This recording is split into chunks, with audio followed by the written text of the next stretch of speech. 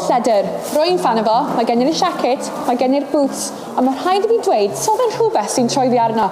Heddi, rwy'n cyfarfod â grŵp o pobl sydd efo ffetish lledr. Rhys, helo, Jess, nes i cwrdd â chi? Nes i cwrdd â chi hefyd. Nawn ni fynd mewn? Ie. Fab. Rhys, gallech chi esbonio bach mwy amdano'r cymuned Leathermen Cymru? Ie, naeth ni creu y clwb yn bwyty 4 flynedd yn ôl, a ni wedi tyfu fel clwb. Ni cael y bwyty 30 eiliodau. Fab. Ni just cwrdd yn lledr. I chi, beth ydych chi'n hoffi amdano'r lledr? I fi y teimlad, pryd fi gwisgo fe, pryd fi'n mynd allan yna fe, fi'n mwy confident. So, fi just mwy cyfforddus yna fe. Beth yw e? Mae fe'n tynnu chi i'r gwisg? Popeth, ond mae rai pobl eisiau gweld eisiau pethau fywiol o'r lledr, ond fi ddim eisiau pethau fywiol yna fe. Ond mae pobl yn meddwl bod ni edrych fel y heddlu yn hwn, neu the village people. Neu the village people. So, fi just hoffi fe. Fi just teimlo fel person completely wahanol. Mae rai pobl wedi gweld fi a dim yn sylweddoli fod i fi, pobl fi gweithio gyda, dim yn sylweddoli fod yn fi. Mae nhw dim yn expecto hwn o gwbl. So fi yn teimlo fel fi'n wahanol. Mae pobl yn obviously gweld fi yn wahanol hefyd. Mae mainly positive. Ydych chi'n teimlo bod mae yna beirniad dros pobl yn gwisgo lledr neu efo fetish efo lledr? Mae pobl ddim yn hoffi ni, mae nhw just meddwl ni eisiau mynd allan am sex bob amser, I fod yn onest. Roedd un o Prides yn Cymru wedi trio banio ni o fynd i'r Pride event. Naeth y MP am y ardal yna yn siarad am bwyty dde yn y Houses of Parliament. A naeth nhw mynd yn national, a naeth nhw goffa wneud U-turn.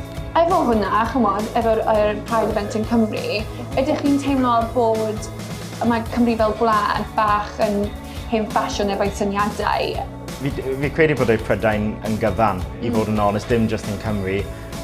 Yn Ewrop, mae pawb yn agored, mae nhw yn cael rhyw yn rai o bars yn Ewrop, ond nad yw hwnna digwydd yn Prydain o gwbl. Dim yn gwybod pam mae pobl yn hen ffasiwn, ond ni goffa bod yn visible I pawb. So ni yn neud llawer o Pride events a ni just mynd allan yn y lledr. So pawb yn gallu gweld ni.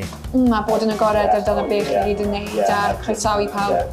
A mae dim yn fywiol o gwbl.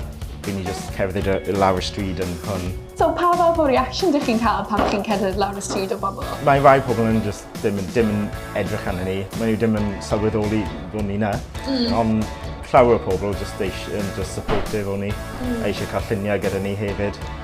Mae llawer o pobl yn just love it. Be bydd chi'n dweud I rhywun os maen nhw efo diddordeb mewn lledr a maen nhw bach yn cywilydd amdano dod mas a siarad amdano fe?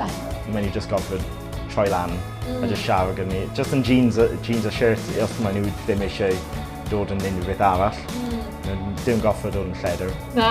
Yeah. Could have told me. Yeah. So ydy'r clwb agored I pawb? Gall unrhyw person sut mae nhw identified fel trans, menywod, puppy, gall ymuno gyda clwb I fod yn onest. Agored I pob person. Ydych chi'n meddwl mae fe'n rili bwysig I bod yn agored a croesawu pobl mewn I gweld be yn union yn digwydd? Definitely. Mae rai pobl dal yn credu bod ni yn seedy, a os maen nhw just dod mewn yma, maen nhw gallu gweld y cymuned. Ni just pobl normal yn mynd allan am few pints, ond just yn lledr. Mae wedi bod pleser cwrdd â Rhys a gyd aelodau Leathermen Cymru heddi. Maen nhw mor agored ac mae agwedd nhw mor iach I gweld yn Gymru. Maen nhw just fel unrhyw grŵp sy'n cwrdd unwaith yr wythnos efo'r un diddordeb, ond just so happens bod mae diddordeb nhw yn lledr a mae fe'n grêt I gweld, felly mor power I nhw.